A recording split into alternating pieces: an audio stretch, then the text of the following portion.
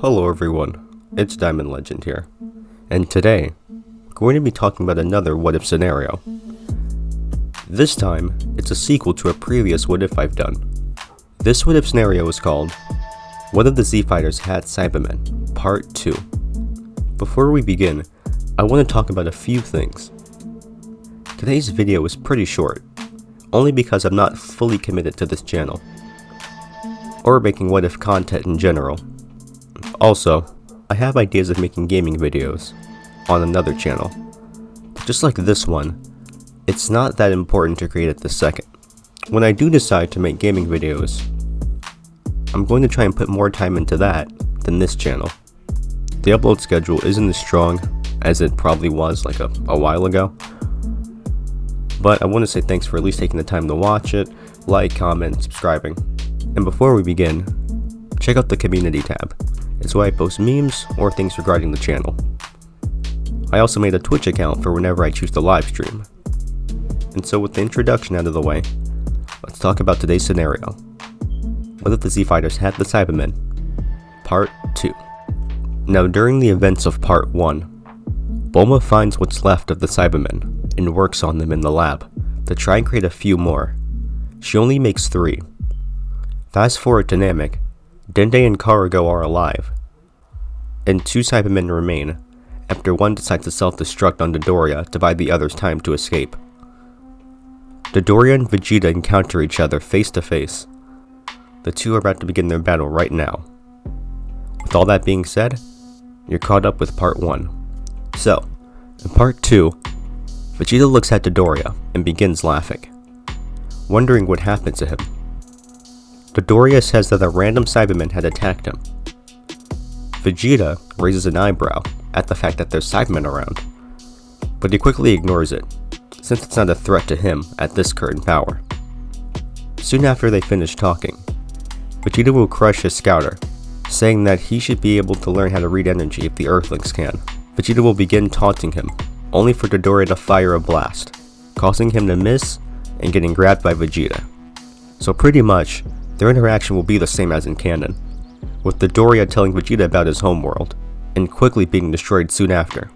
We then cut back to the Z Fighters, trying to make their escape. Vegeta will sense them and give chase, just when it looks like they've all been caught. He's distracted by a fish and continues flying. With everyone being safe, they get back into the cave with Bulma. Bulma gives them good news, and says that Goku's on the way to Namek, and that he's training right now as they speak. The group sits down and enjoys a meal. Dende and Karugo will tell them about their trees and why it's important on their planet, but their talking quickly stops when they sense Vegeta attacking a village in order to get the Dragon Ball.